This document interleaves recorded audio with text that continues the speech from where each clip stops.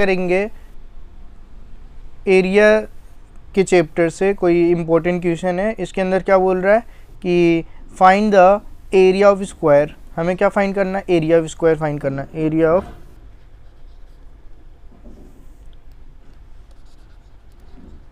Of square, ठीक है, हमें फाइंड करना है एरिया ऑफ स्क्वायर। और हमें गिवन डेटाज है, गिवन हमारे पास कि पेरीमीटर एंड एरिया का रेशो हमारे को क्या है? गिवन है, ठीक है, बस। और इसके अलावा कुछ भी गिवन नहीं है। और हमें क्या करना है? एरिया ऑफ स्क्वायर फाइंड करना है। तो देखो एक क्या है हमारे पास, मान लो ये स्क्वायर है, ठीक है, या मैं ले लेता हूँ, ये तो स्क्वायर शेप नहीं है, ये मान लो स्क्वायर शेप है, तो मैं इसको रहने देता हूँ ऐसे, ठीक है। ये थोड़ा सा उल्टा हो गया, काइट भी बोल सकते हैं इसको, स्क्वायर भी बोल सकते हैं, तो हम ये ले लेते हैं, इसको हटा देता हूँ मैं। ये इसकी क्या है? ऑल साइड्स क्या है? इक्वल है। स्क्वायर क्या होता है? जिसकी ऑल साइड्स इक्वल। और हमें क्या निकालना है? ये एरिया निकालना है, अंदर वाला, ये पूरा एरिया निकालना है, ठीक है, ये पूरा area.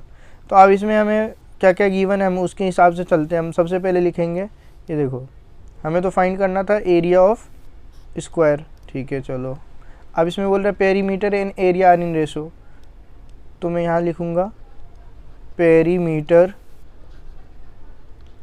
And area are in ratio, जो दे रखा है वो लिख देंगे हम। एन क्यों लिख दे रहा हूँ मैं बार बार? हाँ, अब ये लिख देंगे हम 1:2।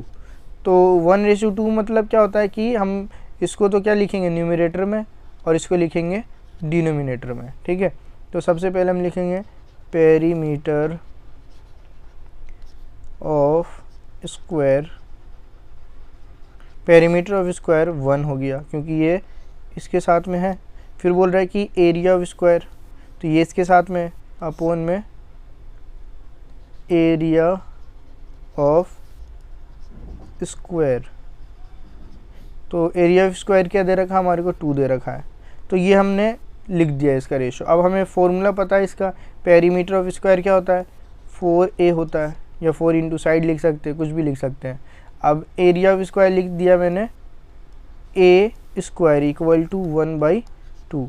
अब देखो a से एक कैंसिल आउट हो गया, तो हमारे पास क्या बचा? 4a तो कट गया था, तो 4 बचा, और ये हमारे पास बच गया a।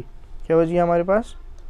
नीचे a बचा, क्योंकि ऊपर एक a था और नीचे एक a था, तो दोनों क्या हो गए? कैंसिल आउट हो गए।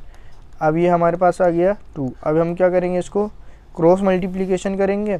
तो 4 2 ज़ा, देखो 4 इंटू 2 किया, और इक्वल टू लगा दिया, a इंटू 1 करेंगे, इंटू 1, तो 4 2 ज़ा 8 हो गया, इक्वल टू a हो गया। तो हमारे को तो पता चल गया कि a की वैल्यू क्या आ गई? 8। तो a की वैल्यू, सबकी a की वैल्यू आ गई 8, ठीक है। अब हमें क्या करना है? एरिया ऑफ स्क्वायर फाइंड करना है। क्या करना है? Area of square. पहले हमारे पास साइड नहीं थी, तो हम क्या फाइंड नहीं कर सकते थे एरिया, लेकिन अब फाइंड कर सकते हैं। तो यहाँ लिखेंगे एरिया ऑफ स्क्वायर।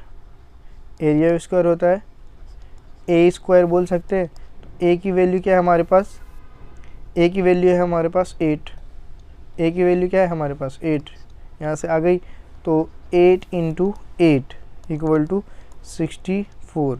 तो यही हो गया हमारा फाइनल आंसर। इसके अंदर हमें सेंटीमीटर या कुछ भी गिवन नहीं है, तो हम कुछ भी यहाँ पे डायमेंशन, कोई भी यूनिट नहीं लिखेंगे, बस डायरेक्ट ये आंसर आ जाएगा, ठीक है। Thank you.